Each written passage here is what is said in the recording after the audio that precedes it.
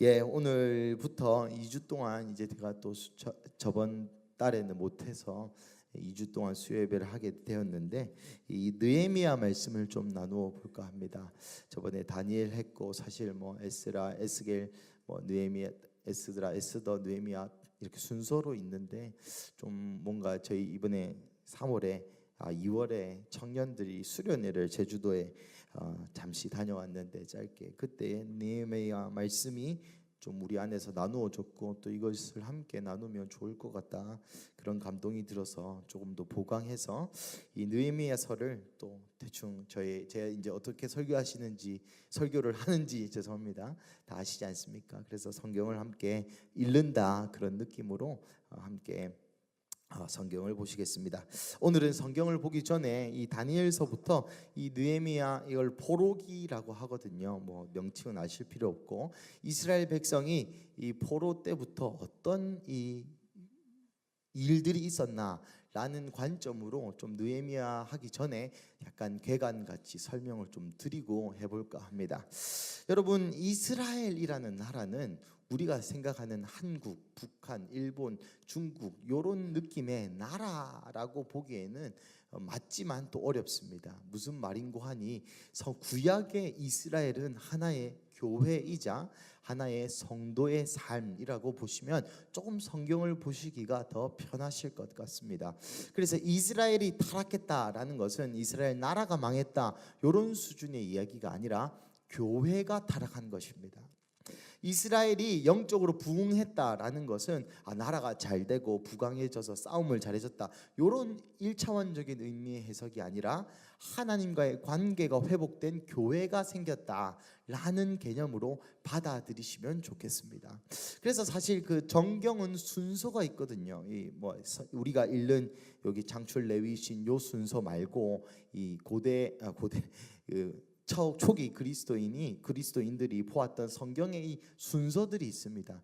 그 순서를 보면은 이 한 교회가 어떻게 탄생하고 어떻게 죄를 짓고 어떻게 하나님을 또 배반했다가 은혜를 받았다가 또 벌을 받았다가 돌아왔다가 하는 그러한 개념으로 보시면 좋을 것 같습니다. 그래서 혹은 성도 혹은 교회의 여정이라고 생각하시고 오늘 말씀을 함께 나누어 보았으면 좋겠습니다. 우리 첫 번째 표를 한번 띄워 주시겠습니까? 잘 보이십니까? 제가 이 화질이 별로 안 좋네요. 제가 대충 한번 써봤습니다. 사실 퍼왔습니다. 제가 이것도 목사님한테 빌렸습니다. 짜잔. 예, 여기가 이제 다니엘 보이시죠? 다니엘. 그래서 이스라엘 백성들이 말을 이제 지지리로 안 듣습니다. 이 모세로부터 이 신명기 기억나시죠? 이 사사기 끝나고 왕정이 끝나고 나서 하나님이 너무 말을 안 들으니까 너희 70년 포로 생활을 할 거야. 그래서 그 포로 생활이 시작하고 나서부터 표가 이렇습니다. 그때 이제 예레미야, 에스겔, 다니엘과 같은 사람이 중보를 하죠. 기도를. 하나님이 70년 에스겔 37장 기억나십니까? 그래도 기도해야 내가 이루어주겠다. 그런 식으로 이스라엘 백성이 계속 영적으로 깨어 있을 수 있도록 예레미야는 애가 눈물의 노래라는 말이죠. 누구는 마음을 울면서 중보를 하고 다니엘 같은 경우는 실제 총리가 되어서 여기 고레스 대왕에게 왕이여 보십시오. 당신의 이름이 몇백 년 전에 예언돼 있고 우리 민족 보내주세요 라고 실제로 중보하기도 하고 있었던 이 믿음의 선진들의 그룹이 있습니다. 그러니까 교회라고는 용어를 이스라엘 대신 써보겠습니다. 이 교회가 잘 나가다가 70년 동안 하나님의 벌을 받습니다. 그죠? 근데 이 교회가 70년 동안 벌을 받았다라고도 볼 수 있지만 그때 다니엘 강의할 때 제가 말씀드린 것처럼 역사상 처음으로 조금 과하게 표현하면 여호와 하나님이 해외로 수출된 거예요. 그죠? 그 전까지는 이스라엘 혹은 그 지역에 있었던 여호와 하나님이라면 이제 바벨론 때문에 이스라엘은 벌을 받았지만 그 뿔뿔이 흩어진 유대인들이 가서 회당을 만들고 지나가다가 사람들이 야 누구 뭐하노 이러면 우리는 이스라엘에서 왔는데 유대인들인데 여호와 하나님을 섬겨. 그 여호와 하나님 어떤 하나님인데 출애굽을 하시고 뭐 하시고 이렇게 전도할 수 있는 그러니 교회 입장에서 보면 이렇게 뿔뿔이 흩어진 명백한 벌이 맞지만, 또 유대인들 입장에서는 내 나라가 얼마나 귀한지, 있었던 교회가 얼마나 소중한지, 나의 영적인 공동체가, 가족이 얼마나 소중했는지, 그리고 세상 속에서 교회로, 세상 속에서 그리스도인으로 어떻게 살아가야 하는지 연습을 할 수 있는 좋은 기회이기도 했습니다. 여기 포로 생활, 여기 70년 동안에, 그럴 동안에 아까 말씀드린 것처럼 예레미야, 에스겔, 다니엘 같은 사람이 중보를 하는 것이죠. 하나님, 우리 민족 버리시면 안 됩니다. 하나님, 다니엘의 기도 기억나시죠? 하나님, 우리가 회개하면은 봐준다 했지 않습니까? 다시 돌려준다 했지 않습니까? 언약에 신실하신 하나님 도와주세요. 이렇게 그 포로기 때 그런 이 영적인 리더들의 중보가 있었지만, 결국 하나님은 그 포로기를 허락하셨고, 70년 이후에 여기 537년, 538년에 고레스 칙령이 있습니다. 그러니까 고레스라는 왕이 이제 가도 됩니다. 갈 사람들 데리고 가세요 해서 여기 1차 수룹바벨 포로 기한 보이십니까? 요때 한 42,360명이 1차로 가게 됩니다. 1차로 가서 이제 성전을 짓는데 주변 사람들이 방해를 해요.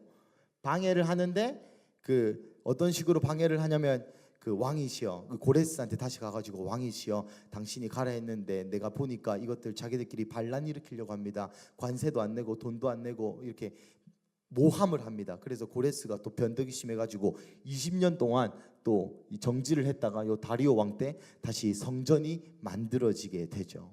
다 기억하실 필요 없습니다. 기억하셔야 될 건, 이스라엘 백성들이 포로기가 끝났는데 이제 성전을 짓고 성벽을 짓는 과정을 제가 잠시 설명드리는 겁니다. 그래서 이 제2성전이 결국 여기로부터 한 20년 정도 걸리죠, 그죠? 20년 정도 이후에 완공이 돼요, 성전. 여러분, 이스라엘에게서 성전이 완공이 됐다는 것은 하나님의 임재가 거기 거할 수 있었다라는 말입니다. 다시, 이스라엘에게서 성전이 있다는 것은 하나님의 임재가 거기 거할 수 있었다라는 말입니다. 그럼 이것을 교회로 바꾸면 어떻게 될까요? 교회가 이제 예수님을 믿은 거라. 교회가 이제 복음을 받아들인 겁니다. 교회가 이제 하나님의 임재를 내 마음속에 받아들인 겁니다. 우리 성도의 레벨로 설명하자면, 그냥 예수님 이제 믿게 됐다. 방황하다가 돌아와서 예수님을 믿게 됐다라는 거죠. 근데 예수님을 믿게 됐는데 이제 여기서 이제 문제가 있습니다. 여기서부터 여기 3차, 오늘 느헤미야 요까지까지 거의 100년에서 80년 정도가 걸립니다. 그러니까 포로가 귀환되고 나서 100년 동안 성벽이 없는 채로 삽니다. 여러분 한번 생각해 보십시오. 70년 동안 포로기가 있었어요. 그럼 다니엘이라는 걸출한 영적인 거장과 또 예레미야 이런 사람들의 기도와 이런 걸로 포로기가 끝났습니다. 그럼 어떤 느낌이 듭니까? 야, 이제 포로기 끝이다. 우리는 우리나라 가가지고 잘 먹고 잘 살란다 라는 마음, 하나님도 좀 밀어주실 것 같고, 그죠? 하나님이 말씀하신 70년이 끝났으니까. 근데 여러분 보시는 바와 같이 포로기가 70년이 끝난 여기서부터 여기까지 100년인데, 요때에 이스라엘 백성들이 잘 살았을까요? 못 살았습니다. 영적인 상황도 개판이고, 이전과 성전만 딱 있지 아무런 이스라엘로서의, 물론 뭐 학계, 스가랴 이런 사람들이 가가지고 야 똑바로 하자 그러면 눈물 흘리면서 잘하겠습니다 라고는 하지만, 별다른 그 나라 차원의 변화가 있지 않습니다. 나중에 느헤미야 계속 보시면 알겠지만, 100년이 지난, 포로기가 끝나고 100년이 지난 이 시점에도 이 제사장들이 이방인들과 서로 결혼하고 서로 혼인을 하고, 여튼 제사도 똑바로 안 드리고 개판 5분 전인 모습을 보여준다는 것이죠. 이것이 성도에게는 어떤 의미가 있습니까? 예수님을 원래 믿었습니다. 근데 예수님 말 듣기 싫어. 그래서 70년 동안 하나님께 버림을 받았습니다. 세상에서 재밌게 놀았습니다. 근데 하나님이 갑자기 임재해 주셔서 다시 주여 두 손 두 발 들고 주님 앞에 돌아왔습니다. 그러면 앞으로 내 인생이 주님과 동행하면서 슈퍼 기독교인이 돼가지고 오예 하면서 살아야 하는 것이 정상이지만, 마음의 성전은 있지만 오늘 느헤미야의 본문처럼 중요한 성벽이 없었다는 것이죠. 그래서 느헤미야는 여기서 보시는 것처럼 여기 이제 스가랴, 학개 이런 사람들이 여기 있고요. 에스라는 뭐 쭉 깁니다. 에스라와 느헤미야가 사실 한 성경인데 여기 느헤미야 보시면 이 마지막입니다. 느헤미야 이후에 말라기, 느헤미야 여기 이후에부터 이제 신구약 중간기라고 이제 마카베오 뭐 상하 뭐 이런 거 혹시 들어보셨습니까? 근데 요 때부터 500년까지 우리가 보는 정경에서는 성경에 이야기가 없어요. 그러니까 구약의 마지막 끝이 성전을 만드는 성벽을 수축하는 일이다라는 것이죠. 성벽을.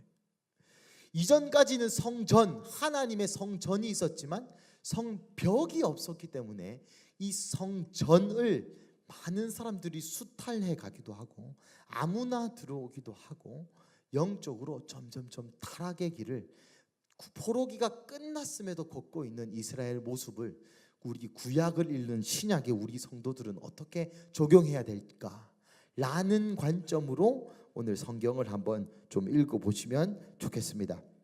뭐 여기까지 그렇게 어렵지 않죠? 좀 어려웠습니까? 죄송합니다. 이런 배경의 이해함이 있어야 이 느헤미야가 잘 읽혀질 수 있습니다. 그래서 결국 느헤미야는 성벽을 짓는 자입니다. 조금 빨리 답부터 알려드리자면 느헤미야의 성벽은 함께 따라해 보겠습니다. 삶의 습관, 삶의 습관입니다.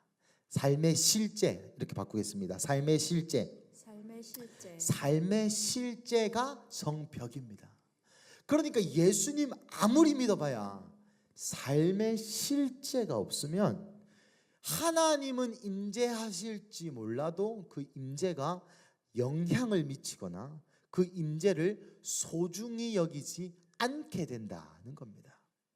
그 임재의 공간인 성전에 누구나 와서 손을 댈 수도 있고 성벽이 없으면 여러분 성벽이 뭡니까? 성벽은 아군과 적군을 구분하기 위해 만드는 겁니다. 성벽은 보호하기 위해 만드는 거예요. 성벽을 쌓는 순간 성벽 안과 성벽 밖이 철저하게 구분하기 위해서 쌓아놓은 게 성벽입니다. 그런데 제가 성벽이 삶의 실제라고 하였죠.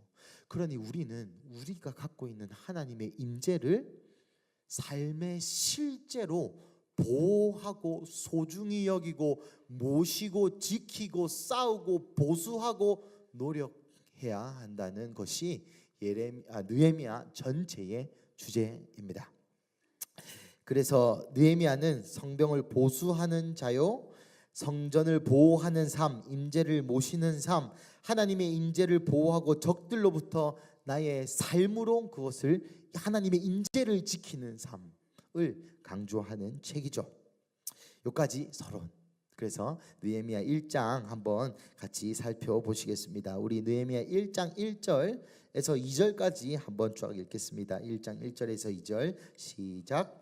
하가라의 아들 느헤미야의 말이라. 아닥사스다 왕 제20년 기슬로월에 내가 수상궁에 있는데 내 형제들 가운데 하나인 하나니가 두어 사람과 함께 유다에서 내게 이르렀기로 내가 그 사로잡힘을 면하고 남아있는 유다와 예루살렘 사람들의 형편을 물은즉.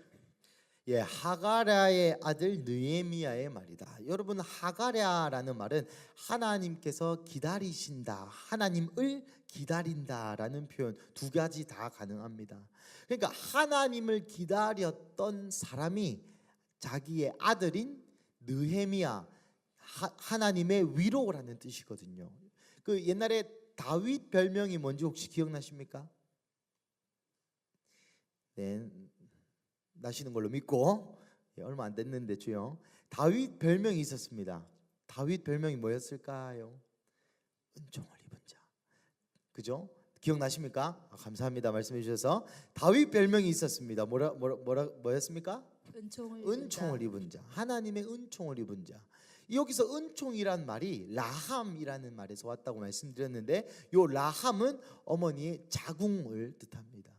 그러니까 다윗이 받은 은총이 어떤 은총입니까? 모성애 같은, 그냥 엄마가 아들을 바라보고 애지중지하며 젖 먹이고 뭐 도살 빼주고 똥기저귀 갈아주고 그러한 은총을 이야기합니다. 느헤미야 이름이 라함이야입니다. 그러니까 하나님의 라함, 하나님의 위로, 은혜, 하나님의 모성애와 같은 그 사랑이 느헤미야의 이름입니다.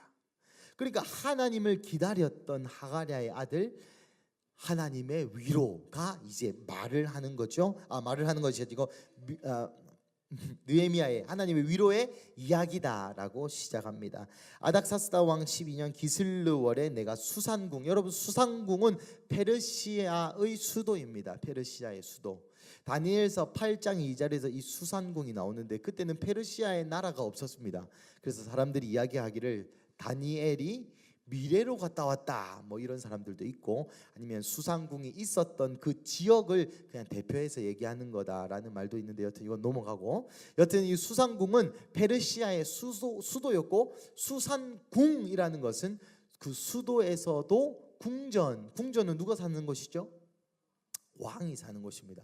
제가 사는 곳은 아파트, 왕이 사는 곳은 궁전 이렇게 부르죠.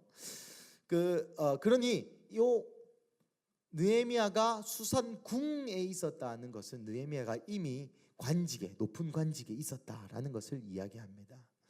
그러니 높은 곳에 있었던 그 느헤미야가 있었는데 2절 내 형제들 가운데 하나니, 요 하나니는 느헤미야의 친동생입니다. 친동생. 7장 2절 보시면 내 아우 하나니, 나중에 그 이스라엘 데리고 가가지고 예루살렘 데리고 가가지고 뭐 또 관직을 주고 하거든요. 여튼 하나니는 친동생입니다.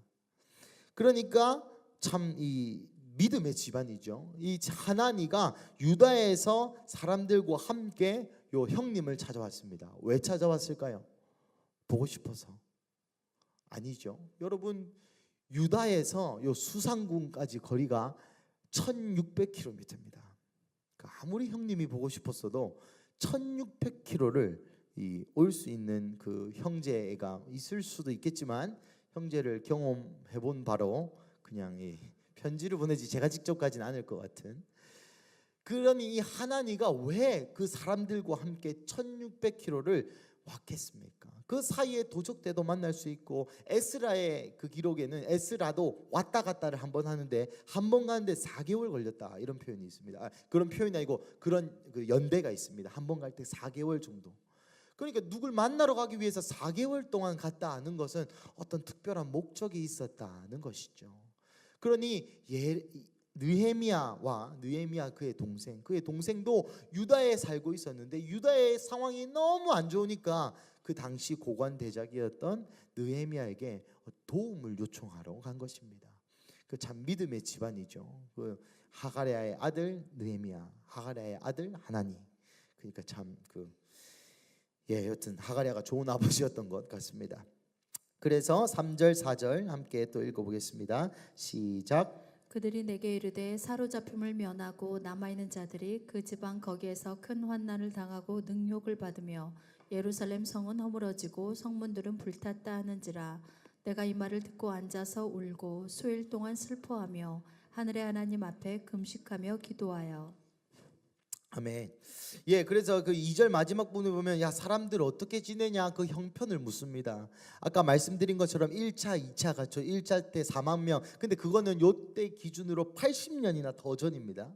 그러니까 80년이나 더 8, 90년 정도 더 이전이기 때문에 그 사람들의 뭐 손주들 정도 살고 있었겠죠. 그리고 요때로부터 한 13년에서 20년 전에 2차, 그때는 1778명밖에 안 갔습니다.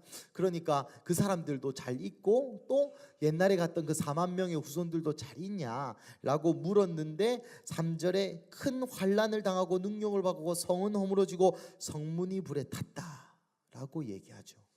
이것이 포로기를 끝내고 80년 후에 이스라엘의 현 주소였습니다. 포로기를 끝낸 이스라엘은 영광스럽게 하나님을 따라서 살았던 것이 아니라 중간에 걸출한 학계, 스가랴 이런 뭐 많은 예언자들이 가가지고 회복도 시키고, 에스라는 이때 당시에 말씀을 가르치고 영적 각성 운동을 하고 있었습니다. 그럼에도 불구하고 에스라 같은 진짜 능력자거든요. 에스라 같은 능력자가 13년이나 사역을 했는데 아무런 열매가 없었다는 거죠. 그만큼 이스라엘이 강팍했다는 것입니다. 포로기를 경험했는데도 사람들이 정신을 못 차리고 80년 동안 또 그냥 그저 그렇게 성전이 있음에도 불구하고 성전이 거기 있음에도 불구하고 또 그냥 그저 그렇게 환난을 당하고 능력을 받고 허물어지고 불이 탄 이스라엘의 성전의 모습, 현실의 모습. 왜 이렇게 됐다고요? 성벽이 없어서, 삶의 실제가 없어서. 그들 안에 하나님의 임재는 있었지만 그 임재와 상응하는, 그 임재와 알맞는, 나의 믿음의 고백과 알맞는, 내가 예수님 사랑하는 것만큼 알맞는 삶의 실제, 성벽이 없었기 때문에 외지인, 또 느헤미야의 예루살렘의 평가는 임재가 익힌 갯불, 환난과 능력과 불에 탄 이스라엘의 모습이었다는 거죠. 4절 말씀에 이 말을 듣고 느헤미야는 수일 동안 울고 슬퍼하여 금식하였습니다. 그 교회의 모습을 듣는 순간 눈물이 앞을 가리는 것이죠. 우리 좌우의 사람에게 이렇게 한번 물어보실까요? 최근에 뭐 때문에 울어보셨습니까? 최근에 운 적, 어제 제 아들 윤희가 제가 오늘인가요? 오해했다고 울라 하던데, 여튼 뭐 때문에 여러분 우십니까? 뭔가 운다는 것은 간절할 때, 내 마음이 아프게 할 때, 내 마음이 가장 소중한 것을 다쳤거나 찔림이 있을 때 눈물이 나는 것이죠. 저기 지나가는 이 편한 세상 101동 203호의 아저씨가 죽어도 저는 눈물이 안 납니다. 하지만 제 주변의 사람들이 죽으면 눈물이 나겠죠. 그만큼 이 느헤미야가 이스라엘의 영적인 도태, 이스라엘의 이 환난과 수욕과 죄송합니다. 이 불에 탄 이 현실이 수일 동안 금식할 만큼 눈물이 난 진심이었다라는 것이죠. 이 느헤미야에게는 이 예수님의 마음, 하나님의 마음이 있었습니다. 아마 하나님의 마음이 이랬을지 않았을까요? 70년 동안 내가 포로기를 하고 그 이후로 잘해라고 너에게 기회를 주었는데 여전히 그렇게 살고 있는 이스라엘 백성들을 보면서 수일 동안 금식하고자 했던 마음이 저는 감히 하나님의 마음이라고 생각이 되었습니다. 5절에서 7절까지 한번 5절에서 7절까지 한번 읽어보겠습니다. 시작. 이르되 하늘의 하나님 여호와 크고 두려우신 하나님이여, 주를 사랑하고 주의 계명을 지키는 자에게 언약을 지키시며 긍휼을 베푸시는 주여 간구하나이다. 이제 종이 주의 종들인 이스라엘 자손을 위하여 주야로 기도하오며 우리 이스라엘 자손이 주께 범죄한 죄들을 자복하오니 주는 귀를 기울이시며 눈을 여시사 종의 기도를 들으시옵소서. 나와 내 아버지의 집이 범죄하여 주를 향하여 크게 악을 행하여 주께서 주의 종 모세에게 명령하신 계명과 율례와 규례를 지키지 아니하였나이다. 아멘. 이 기도를 딱 들으면 누가 한 명 떠오르지 않습니까? 다니엘 맞습니다. 다니엘의 기도와 굉장히 유사하게 기도를 합니다. 5절에 보면 대상을 딱 설정하죠. 어떤 대상입니까? 크고 두려우신 하나님, 주를 사랑하고 계명을 지키자는 자에게 언약을 지키시고 긍휼을 베푸시는 주여. 언약의 신실한 하나님이시여. 그리고 6, 7절 동일시하면서 회개합니다. 하나님, 우리가 잘못했습니다. 이게 무슨 말이라 했죠? 우리는 당해도 쌉니다. 어떤 사람은 혹자는 이렇게 얘기했을 수도 있겠습니다. 하나님, 이게 뭡니까? 70년 포로 끝나면 회복한다면서요. 70년 끝나면 에스겔서에서, 이사야서에서도, 예레미야서에서도 70년 끝나면 회복해 주겠다 해놓고 70년 끝났는데 지금 나라꼴이 80년이 더 지났는데 이게 뭡니까? 하나님 거짓말하는 하나님입니다. 하나님 나한테 이런 약속 하셨잖아요. 내가 이렇게 열심히 기도하고 나도 나름 노력하고 4만 명도 보내고 열심히 노력했는데 인생이 쉽지 않고 그래도 노력해서 어떻게 성전도 지었고 우리는 할만치 했습니다. 근데 왜 우리나라는 아직 이런 꼴입니까? 왜 내 인생은 이런 꼴입니까? 왜 이런 식으로 하나님께 따지듯이 얘기하는 사람이 저는 분명히 있었을 걸로 생각합니다. 저 같은 믿음이 작은 사람. 그런데 이 느헤미야는 그러한 환경 앞에 하나님, 우리가 지금 이렇게 개판치는 거 우리 잘못입니다. 우리가 죄를 지어서 하나님 언약이 여러분 언약이 제가 뭐라 했습니까? 두 마디로 요약하면 하나님의 언약이 뭐라 했습니까? 말 잘 들으면 잘 되게 해주고 안 들으면 팬다. 이게 하나님 언약입니다. 하나님 말 잘 들으면 내 율례와 율법과 규례를 지켜 행하면 형통하고 안 하면 친다. 이게 하나님의 약속입니다. 어렵지 않습니다. 그러니 이 느헤미야가 지금 하는 말이 뭡니까? 비록 70년이 끝났지만 우리가 이렇게 밑바닥으로 가는 이유는 우리가 하나님 말 안 들었기 때문입니다.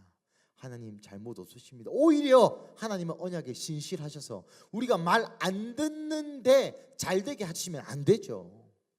우리는 말 안 들었고 못 되는 것이 당연합니다 라고 겸손한 마음으로 하나님께 나아갑니다.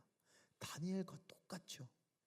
그리고 이 나라의 죄악은 느헤미야는 그런 사람이 아니었습니다. 그럼에도 불구하고 이 나라의 죄악을 나의 죄악으로 껴안고 하나님 앞에 대신 동일시 회개를 하며 용서를 구하는 느헤미야의 모습입니다.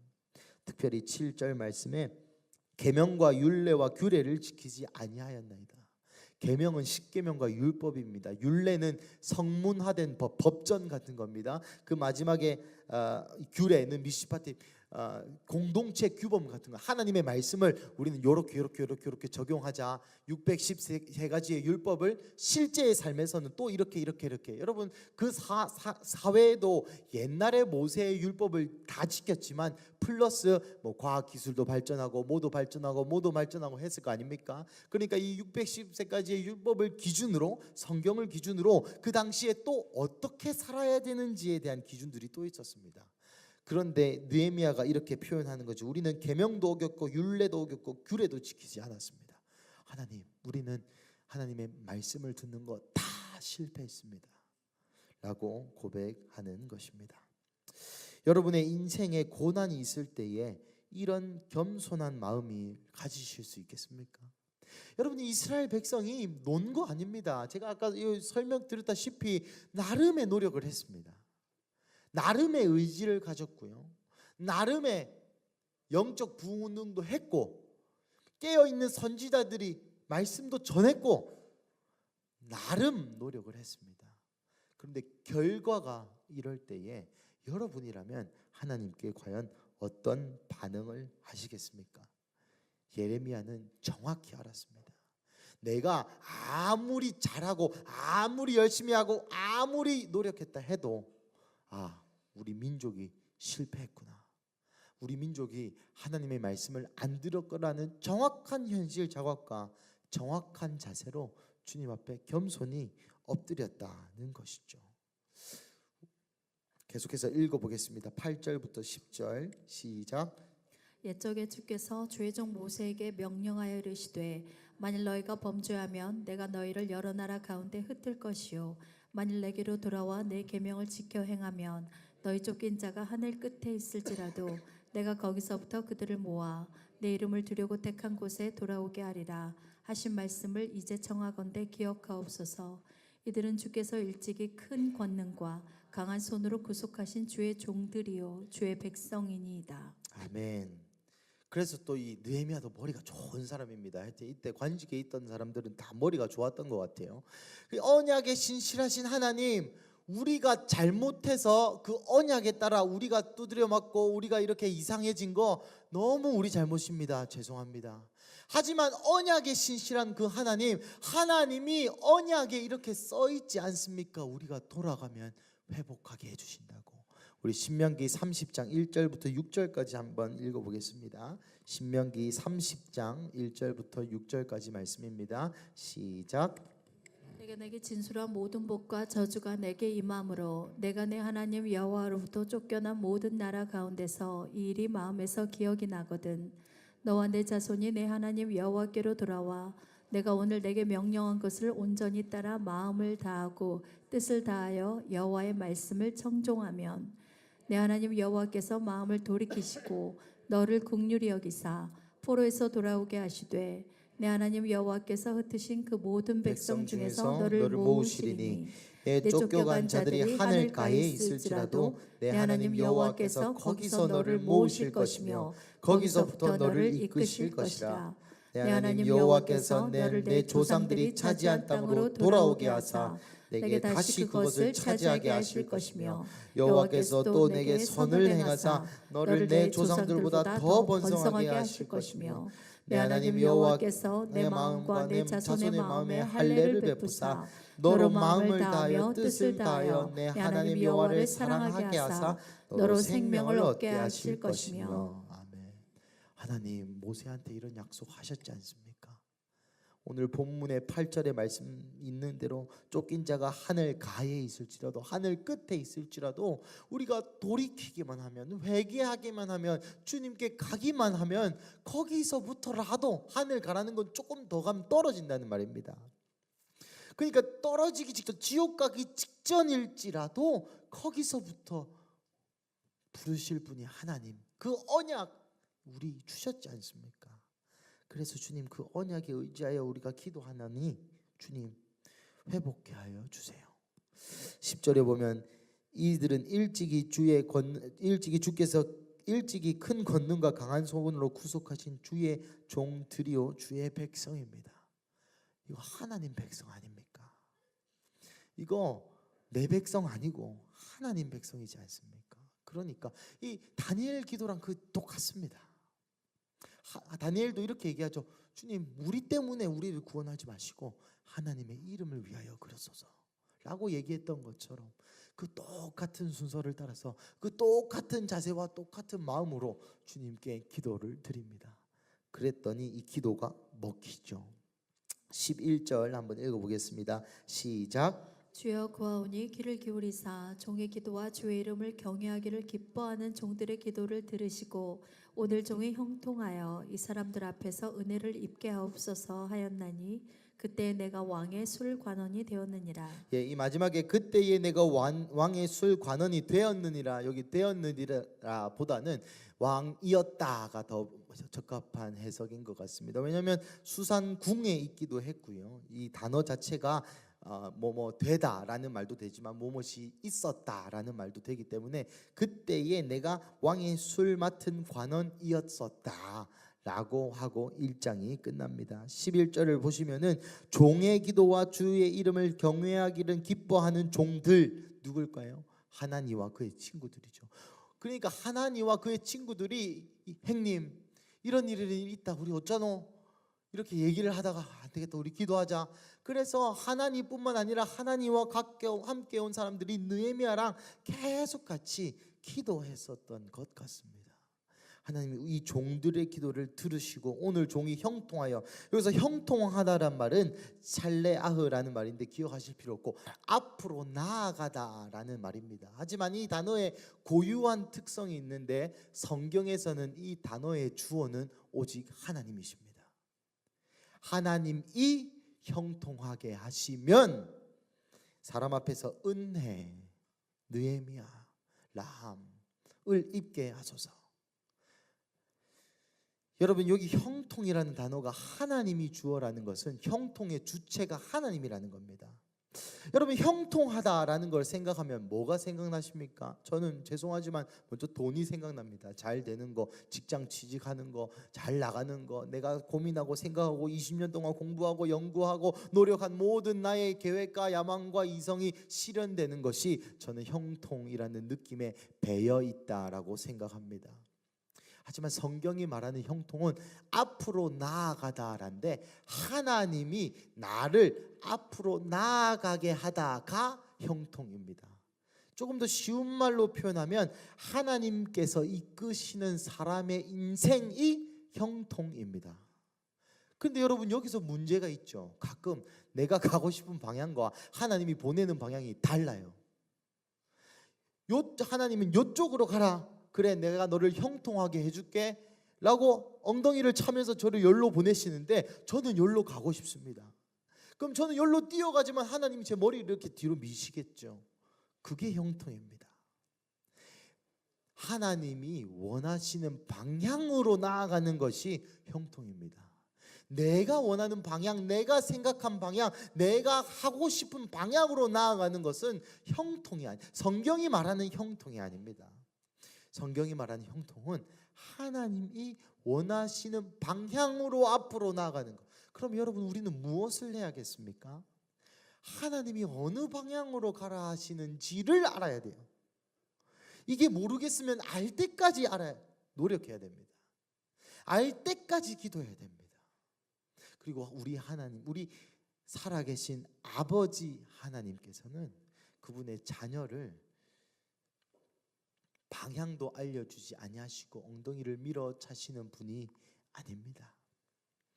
그러니 여러분, 내가 여기 방향으로 가고 싶은데 하나님이 저쪽으로 계속 떠미신다면 그것은 간섭이요, 은혜요, 형통입니다. 만약에 내가 저쪽으로 가고 싶은데 하나님은 이쪽으로 하라 하시는데 내 인생이 저쪽으로 흘러가게 된다면 그것은 오히려 저주이겠죠.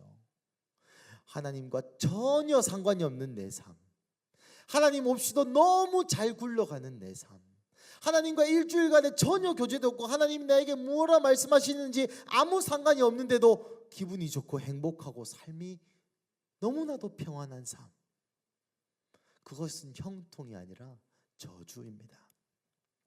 그래서 좌우 가족의 얼굴을 보고 이렇게 말씀 나눠볼까요? 형통하십니까? 형통하십니까? 예. 그래서 2장 빨리 넘어가도록 하겠습니다. 2장 1절에서 2절 함께 읽어보겠습니다. 시작. 아닥사스다 제12년 니산월에 왕 앞에 포도주가 있기로 내가 그 포도주를 왕에게 드렸는데 이전에는 내가 왕 앞에서 수심이 없었더니 왕이 내게 이르시되 내가 병이 없거늘 어찌하여 얼굴에 수심이 있느냐 이는 필연 내 마음에 근심이 있음이로다 하더라. 그때 내가 크게 두려워하여. 예, 죄송합니다. 예, 그 표 두 번째 거 한번 띄워 주시겠습니까?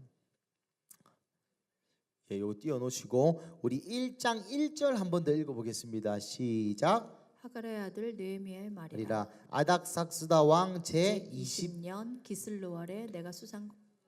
자, 여기 보면 유대인은 달력을 두 가지를 씁니다. 여기 민간력이 있고 유대력이 있죠. 그죠? 그러면 오늘 1장 1절에는 기슬루월이라고 나와 있죠. 여기 기슬루월 어디 있습니까? 기슬루월, 그죠? 그죠? 우리나라 태양력으로는 한 겨울인데 종교력으로는 9번째 달이고 기슬루월. 그리고 2장 1절 한번 읽어보겠습니다. 시작. 아닥사스 왕 제20년 니산월에 왕 앞에 포도주가 있기로. 네, 여기까지. 니산월은 어디입니까? 1월이죠. 1월. 그죠? 그러니까 그러니까 이런 표현입니다. 2024년 1월에, 그죠? 2024년 9월에. 근데 이게 말이 안 맞죠. 2024년 9월에 수상궁에 있었는데 거기서 하나님을 만났습니다. 근데 2024년 1월에 8개월 이전으로 돌아가서 왕과 이렇게 대화하는 건 말이 안 되죠. 그래서 여기서는 이 민간력, 이 사람들이 흔히 쓰는 달력으로 사용되어 있습니다. 기슬루월이 3월이죠. 3월. 그죠? 니산월은 몇 월입니까?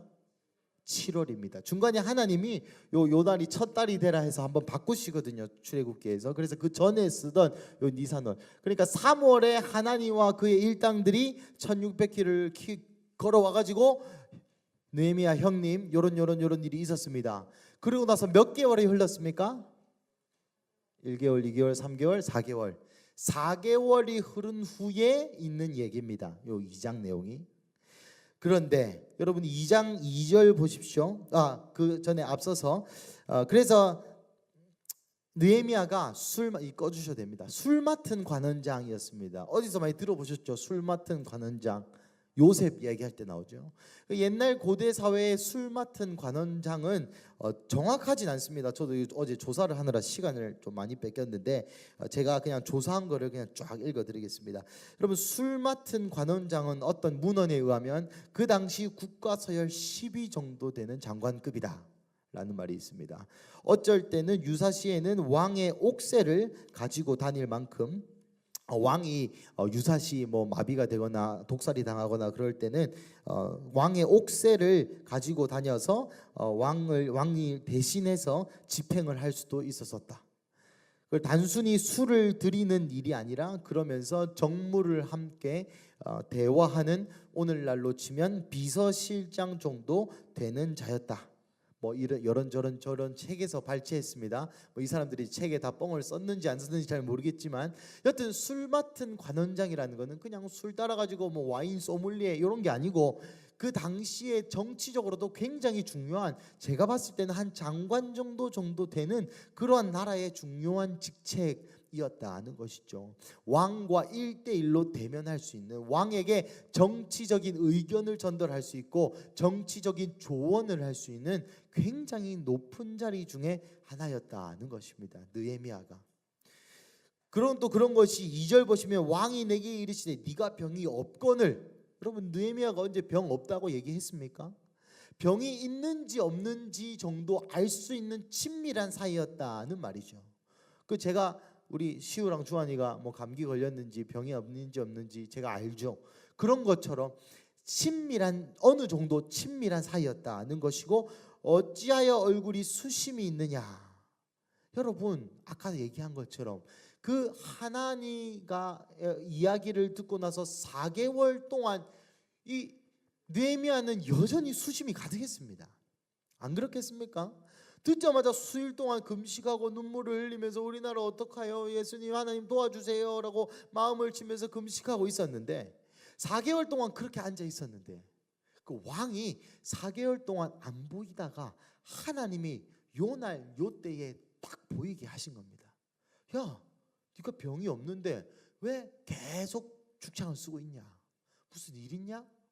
라고 왕이 물어볼 정도로, 왕이 이 케어해 줄 정도로 왕과 아주 가까운 사이였다라는 것이죠. 예, 그래서 제가 드리고 싶은 말씀은, 결국 왕이 보았다라고 성경은 표현하고 있지만 결국 이것도 하나님이 하신 겁니다. 4개월 동안, 그리고 이 느헤미야가 끈기가 있었어요. 여러분, 4개월 동안 어떤 문제를 위해서 지속적으로 금식하며 울며 불며 기도해 본 적 있으십니까? 뭐 있으시겠죠. 저도 있습니다. 근데 만약에 느헤미야가 한 3개월쯤 그래 좀 피곤하네, 오늘 좀 쉬자라고 테니스 치러 가고, 오늘 너무 대다, 오늘은 기도하지 말자, 오늘은 고기 먹고 얼굴에 기름칠도 하고 이러자, 그러면 요 때가 안 온다는 것이죠. 느헤미야는 4개월 동안 꾸준히 기도하고 꾸준히 예배하고 꾸준히 하나님을 섬겼고, 우리가 모르는 그날 그때에 하나님이 왕의 눈을 열게 하셔서 그를 보게 했다는 것이죠. 결국 역사의 주관자가 하나님이라는 말입니다. 결국 왕이 보려고 본 게 아니라 하나님이 보게 하셔서 얼굴에 수심이, 계속 수심이 있었다니까요, 4개월 동안. 그런데 이날 특히 그것을 보게 한 거죠. 이것은 하나님의 역사와 느헤미야의 신실함과 이 두 개가 콤비네이션이 되어서 일어난 역사라는 거죠. 우리의 인생 가운데도 여러분 계속 기도하시는 부분이 있습니까? 될 때까지 기도하십시오. 이 느헤미야처럼 언제 몇 날 몇 시에 하나님이 우리 주변 사람들의 눈에 띄게 하시든지 아니면 기적을 베풀어 주시는지, 어떤 방법으로 우리에게 올지 모릅니다. 응답이. 우리 계속해서 읽어보겠습니다. 3절 4절 시작. 왕께 대답하되 왕은 만세수를 하옵소서. 내 조상들의 묘실이 있는 성읍이 이제까지 황폐하고 성문이 불탔사오니 내가 어찌 얼굴에 수심이 없사오리까 하니, 왕이 내게 이르시되 그러면 내가 무엇을 원하느냐 하시기로, 내가 곧 하늘의 하나님께 묵도하고 왕에게 아뢰되 만일 좋게 여기시고 종이 왕의 목전에서 은혜를 얻었사오면 나를 유다 땅 나의 조상들의 묘실이 있는 성읍에 보내어 그 성을 건축하게 하옵소서 하였는데. 여기까지 3절, 4절, 5절. 3절, 4절 여러분 한번 다시 살펴보시면, 이때에 느헤미야가 2절에는 두려워하다가 이유를 얘기하고, 이스라엘이 지금 이렇습니다, 나의 조국이 이렇습니다 라고 왕이 이제 묻죠. 야, 그럼 내가 어떻게 해줄까? 그러자 느헤미야가 뭘 합니까? 기도합니다. 내가 곧 하늘의 하나님께 묵도하고, 그 긴박한 상황 가운데 기도를 합니다. 기도를. 이 너무 대단하지 않습니까? 저 같은 이 옹졸한 상황은 제가 4개월 동안 열심히 기도했습니다. 하나님 우리나라. 근데 갑자기 제가 이 죽창하고 있으니까 제 왕이 와가지고 예준아 왜 그러노? 아 하나님 이스라엘 이래가지고 뭐 해줄 거야? 진짜요? 진짜요? 여러분 근데 2절에 보면 이 두려워하였다라고 나와 있죠. 여러분 까딱 잘못했다면 모가지입니다. 이게 무슨 상황입니까? 일제 강점기 때 일왕에게 제가 가가지고 경복궁 가서 지어도 됩니까? 라고 얘기하는 거예요. 가가지고 우리 남한상선 다시 싸워도 됩니까? 이렇게 얘기하는 거랑 똑같은 거. 그러니까 까딱하다간 모가지가 날아갈 수 있음에도 느헤미야는 담대했고 두려웠지만 그 찰나의 순간을 기도를 했습니다. 저같이 머리가 빠른 사람들은 아까 말씀드렸죠. 느헤미야가 장관급이라 했죠. 그러면 이제 어떻게 얘기하지? 어떻게 얘기해야 이 사람 좋아하지? 어떻게 얘기해야 이 아득삭스다 왕님께서 내 마음을 조금 알아주실까? 어떻게 말을 감언이설로 잘할까? 또 뭐 옆에 뭐 내무부 장관 이런 사람한테 뭐 약간 좀 도와달라고 눈짓도 하고 한 번만 도와줘. 나중에 내가 밥 살게. 이런 식으로 막 로비도 하면서 왕을 이렇게 왕에게 좀 뭔가 뜯어내려고 내가 원하는 것을 노력했을 것 같습니다. 하지만 느헤미야는 기도합니다. 여러분 느헤미야가 여기서 어떻게 기도할 수 있었을까요? 이런 절체절명의 순간에 어떻게 느헤미야는 기도할 수 있었을까요? 우리 함께 따라해 보시겠습니다. 습관입니다. 습관. 느헤미야는 무슨 일이 있을 때마다 기도하는 습관이 있었습니다. 여러분이 심리학에서 이런 얘기를 합니다. 어떤 문제를 해결하는 방법에 길이 난다. 무슨 말입니까? 도망가는 사람은 계속 도망만 다닙니다. 돈으로 해결하는 사람들은 계속 돈으로 해결하려 합니다. 인간관계에서 싸우는 사람은 계속 싸웁니다. 그러니까 내가 문제를 맞닥뜨렸을 때 그것을 어떻게 해결하느냐가 어떤 길이 나서 계속 그 방법으로 하게 돼 있다라는 것이죠.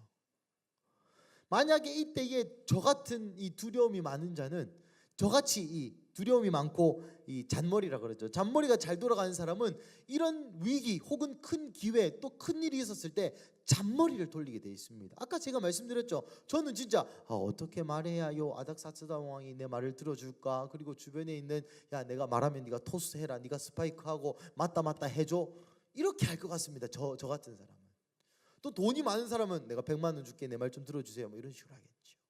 또 주변에 아는 사람이 많아서 사람을 의지하는 사람들은 또 전화 걸어가지고 뭐 옆에 누구님 아닥사스다한테 얘기 좀 해주세요라고 하겠죠. 여러분 문제를 어떻게 해결하십니까? 여러분 느헤미야는 문제를 기도로 해결하는 습관이 있었습니다. 그래서 이럴 때에 즉시로 곧 바로 여기 보면 내가 곧 여기 곧이란 말이 즉시로거든요. 내가 즉시로 하나님께 묵도했다. 그 일이 있을 때 바로 하나님 어떡할까요? 느헤미야는 항상 이렇게 살았던 것이죠. 삶의 습관, 자신 안에 성전, 임재, 사명, 하나님 주신 감동, 예수님 사랑하는 마음, 하나님께서 허락하신 사명, 성령의 음성, 이런 것을 삶의 습관으로 이루어냈다. 그런 삶의 표본을 가지고 있었다라는 것을 드러내는 구절입니다. 이렇게 하다간 빨리 못 끝날 것 같으니까 빨리 넘어가겠습니다. 그래서 기도하셔야 됩니다. 모든 일을 우리가 하나님께 맡긴다고 말로는 하지만 삶의 실제와 요 말이 상응하지 않는 거죠. 말은 모든 문제를 주님께 맡깁니다. 주님 해결해 주세요. 하지만 문제가 딱 맞닥뜨릴 때는 돈을 쓰거나 아는 사람을 쓰거나 나의 노력을 쓰거나 잔머리를 쓰거나 가족을 쓰거나 아빠 카드를 쓰거나 엄마 카드를 쓰거나 하는 것이죠. 그래서 기도는 습관, 우리 저같은 촌스러운 사람의 표현으로는 억지로 하는 것입니다. 기도는 억지로 습관을 들여서 계속 강박적으로 해야 하는 것이죠. 5절에서 8절 한번 다시 읽어보겠습니다. 시작. 왕에게 아뢰되 왕이 만일 좋게 여기시고 종이 왕의 목전에서 은혜를 얻었사오면 나를 유다 땅 나의 조상들의 묘실이 있는 성읍에 보내어 그 성을 건축하게 하옵소서 하였는데 그때 왕후도 왕 곁에 앉아 있었더라. 왕이 내게 이르시되 내가 몇 날에 다녀올 길이며 왕이 나를 보내기를 좋게 여기시기로 내가 기한을 정하고 내가 또 왕에게 아뢰되 왕이 만일 좋게 여기시거든 강서쪽 총독들에게 내리시는 조서를 내게 주사 그들이 나를 용납하여 유다에 들어가기까지 통과하게 하시고 또 왕의 삼림 감독 아삽에게 조서를 내리사 그가 성전에 속한 영문의 문과 성곽과 내가 들어갈 집을 위하여 돌보로 쓸 제목을 내게 주게 하옵소서 하매 내 하나님의 선한 손이 나를 도우심으로 왕이 허락하고. 아멘. 여러분, 분명히 2절에서 느헤미야는 두려워했습니다. 뭐가지 날아갈까봐 두려워했는데 2절의 느헤미야와 5, 6, 7, 8절의 느헤미야는 완전히 다른 사람입니다. 어떻게 두려운 사람이 제가 1왕에 가가지고 나 경복궁 다시 지을 건데 경복궁에 지을 돈, 나무, 인부들 다 주세요 라고 어떻게 얘기합니까? 그러니까 2절과 5절에서 8절 사이에 느헤미야가 했던 행동은 한 가지입니다. 뭐였습니까? 습관적인 기도. 요 기도를 하니까 아마도 하나님이 요 기도할 때 즉시로 기도할 때 하나님이 아닥사스다 왕한테 이렇게 얘기해라 라고 알려준 것 같습니다. 제 추측으로는 성경에는 없는 말입니다. 이 기도를 하니까 이 두려움이 담대함으로 변하여서 이제는 보내주기만 해도 땡큐인 그런 관계인데 오히려 갑질을 하고 있습니다. 갈 테니까 나무도 내놓고 돈도 내놓으세요. 이렇게 참 이 지혜와 담대함이 기도로 나왔다. 실제 우리 삶의 기도가 삶에 어떠한 영향력을 미칠 수 있다. 단순히 하나님께 염불하듯이 얘기하고 또 저희 사모님의 표현처럼 숙제를 내주는 그런 식의 기도가 아니라 두려워 떨만한 문제지만 내 모가지가 날아갈 만한 문제지만 내가 즉시로 기도했더니 하나님이 지혜를 주셨고 그 지혜가 현실 가운데 통했다는 것이 포인트입니다.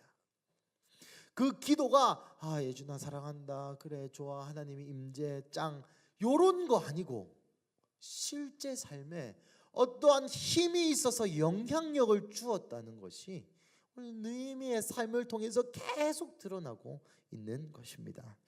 9절 10절 한번 읽어보겠습니다. 시작. 군대 장관과 마병을 보내어 나와 함께 하게 하시기로 내가 강서쪽에 있는 총독들에게 이르러 왕의 조서를 전하였더니 호로온 사람 산발락과 종이었던 암몬 사람 도비아가 이스라엘 자손을 흥왕하게 하려는 사람이 왔다 함을 듣고 심히 근심하더라. 아멘. 여기 산발락과 도비아, 이 산발락은 나중에 가면 나오겠지만 사마리아 지역의 총독입니다. 그 사마리아의 지역의 총독인 산발락이 그 동네 골목대장이었거든요. 예루살렘 아까 제가 말씀드렸던 것처럼 성전은 있고 자그마한 인구가 예루살렘에 살고는 있었지만 다 그냥 힘도 없고 능력도 없고 영향력도 없는 기독교인들이었다. 그러니 세상의 왕이었던 돈 있고 힘 있고 그 지역의 유지 그 지역 출신이었던 산발락이 그래 누구 이스라엘도 내 말 듣고 요 사마리아 내가 총독이니까 여기도 내 말 듣고 요 동네 패권을 다 잡고 있었습니다. 근데 갑자기 느헤미야라는 나름 자기 입장에서는 장관급이었던 본사의 장관급이었던 사람이 갑자기 좌천되어서 요 시골의 총독으로 오면 산발락 입장에서는 열받죠. 왜냐하면 자기 밥그릇 뺏어가는 거니까. 자기의 패권을 뺏어가려는 듯한 뉘앙스를 보이니까 심히 근심합니다. 이것은 무엇을 상징합니까? 나중에 또 나오겠지만 하나님을 따라 사는 실제 삶에서는 저항이 있을 것임을 암시하는 겁니다. 우리가 살아온 방식과 다른 성경의 방식을 살아가려고 할 때 그냥 장미꽃길이 아니라는 것입니다. 저항이 분명히 있을 것이지만 하나님의 언약에 근거하여 하나님의 말씀을 잘 들으면 형통한 삶을 살 수 있다는 것을 암시하는 구절입니다. 11절에서 16절 빠르게 길게 한번 읽어보겠습니다. 시작. 내가 예루살렘에 이르러 머무른 지 사흘 만에 내 하나님께서 예루살렘이 왜 무엇을 할 것인지 내 마음에 주신 것을 내가 아무에게도 말하지 아니하고 밤에 일어나 몇몇 사람과 함께 나갈새 내가 탄 짐승 외에는 다른 짐승이 없더라. 그 밤에 골짜기 문으로 나가서 용종으로 북문에 이르는 동안에 보니 예루살렘 성벽이 다 무너졌고 성문은 불탔더라. 앞으로 나아가 샘문과 왕의 못에 이르러서는 탄 짐승이 지나갈 곳이 없는지라. 그 밤에 시내를 따라 올라가서 성벽을 살펴본 후에 돌아서 골짜기 문으로 들어와 돌아왔으나 방백들은 내가 어디 갔었으며 무엇을 하였는지 알지 못하였고 나도 그 일을 유다 사람들에게나 제사장들에게나 귀족들에게나 방백들에게나 그 외에 일하는 자들에게 알리지 아니하다가. 우리 예배팀 올라오시고 11절부터 16절 말씀은 드디어 느헤미야도 4개월 남짓한 시간을 들여서 1600km를 걸어서 말을 탔겠죠. 말을 타고 예루살렘에 도착을 했습니다. 도착을 하고 3일 동안 아무한테도 아무 얘기를 하지 않고 그냥 그 예루살렘 주변을 쉬 걸어 다니면서 어땠나 보고 있었습니다. 그러는 와중에 13절 한번 읽어보겠습니다. 시작. 그 밤에 골짜기 문으로 나가서 용종문으로 본문에 이르는 동안에 보니 예루살렘 성벽이 다 무너졌고 성벽은 불탔더라. 느헤미야가 봤던 예루살렘은 다 무너졌고 다 불탄 것이었습니다. 그래서 3일 동안 아마도 느헤미야는 또 울고 울었지 않았을까 저는 생각해 봅니다. 17절 18절 오늘의 주제 말씀입니다. 함께 읽어보시겠습니다. 시작. 후에 그들에게 이르기를 우리가 당한 공경은 너희도 보고 있는 바라. 예루살렘이 황폐하고 성문이 불탔으니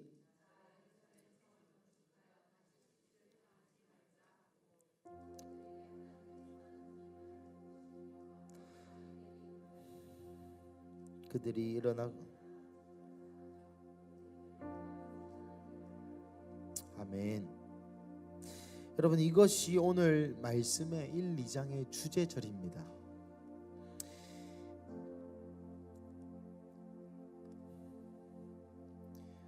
예루살렘 성을 건축하여 다시 수치를 당하지 말자. 일어나 건축하자. 여러분 저는 어제 이 본문을 묵상하면서 이 말씀이 마치 예수님이 저에게 하신 말씀처럼 들렸습니다. 여러분 느헤미야의 말씀을 들으면서 조금 마음이 불편하셨을 수도 있겠다라는 생각을 해봅니다. 제가 그랬거든요. 이 말씀을 보면서 너무 찔리는 겁니다. 여러분 목사로서 제일 비참할 때가 내가 말한 대로 내가 못 살 때입니다. 이것이 목사가 가진 특권이자 또 이 족쇄와도 같은 것이죠. 말씀의 권위가 있어서 내가 그렇게 살아서 내가 이렇게 사세요라고 얘기했을 때에 나의 삶의 권위와 말씀의 능력이 합해져서 성도님들의 삶 가운데 변화가 있는 것이 목사의 꿈이요 목사의 거의 유일한 기쁨입니다. 하지만 목사인 저조차 오늘 이 느헤미야의 말씀 앞에 내 마음 안에 있는 감동과 내 마음 안에 있는 사명과 내 마음 안에 예수님 하시는 말씀과 예배 때 흘리는 눈물과 결단과 제 삶이 상응하지 않을 때 저는 크나큰 좌절감을 느낍니다.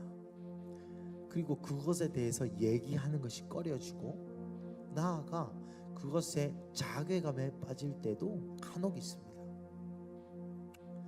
하지만 그런 예루살렘이었던 해방되었지만 예수 믿었지만 성전 있었지만 임재 있었지만 예배 때 하나님 느껴지지만 눈물도 나지만 나 예수님 믿지만 기독교적인 배경 지식과 이야기 있지만 잘 안 된다라는 핑계로 삶이 쉽지 않다라는 핑계로 끝없이 타협하고 있는 우리의 삶 가운데 예레미야를 하나님이 보내셔서 너 왜 이렇게 살았어? 내가 70년 동안 너를 뺑뺑이 굴렸는데 아직도 정신 못 차렸어? 너 다시 돌아가 라고 정죄하지 않으시고 함께 울며 금식하며 애통하는 심령으로 성령님이 우리와 함께 삶의 현장에서 울어주시고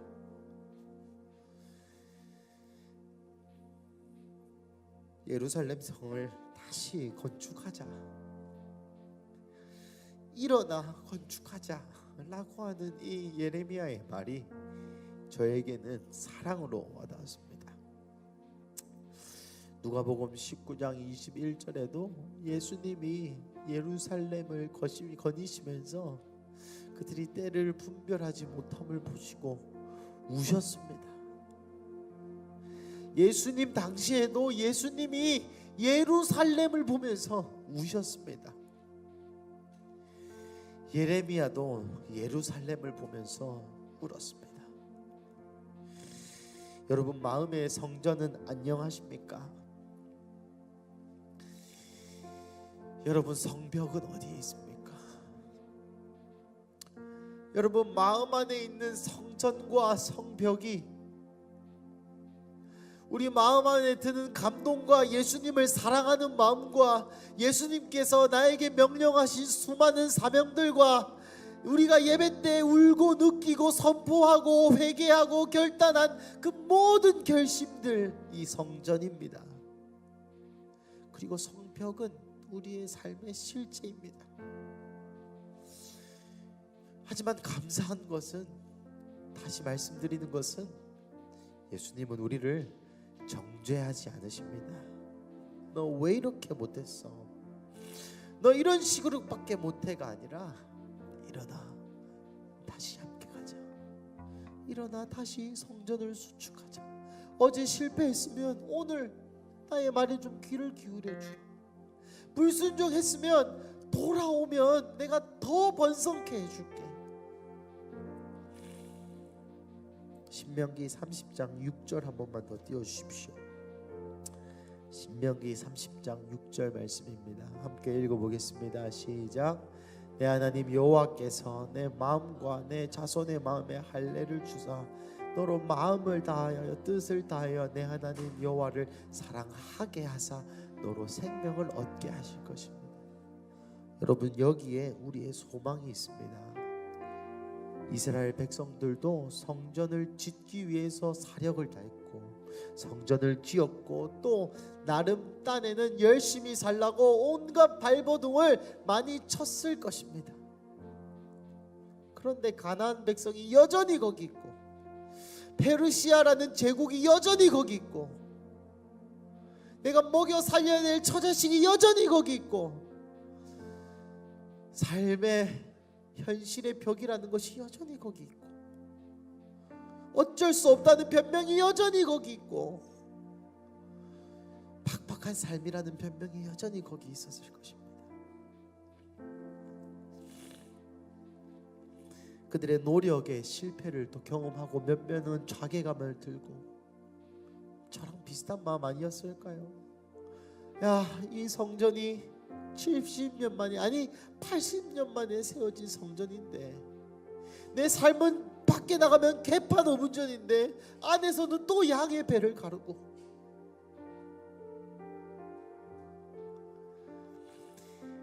하지만 신명기 30장 6절 말씀에 우리에게 마음의 할례를 하게 하시는 분은 여호와 하나님이십니다.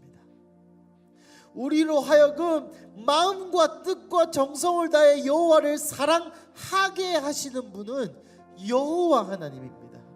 우리의 열심의 기도가 아니라 우리의 결단도 아니라 우리의 흘리는 눈물이 아니라 우리의 감정적인 동의를 얻은 눈물 흘린 고백이 아니라 여호와 하나님께서 우리 마음에 할례를 하시고 여호와 하나님께서 우리로 하여금 그 하나님을 사랑하게 하십니다. 근데 우리가 해야 될 것이 있습니다.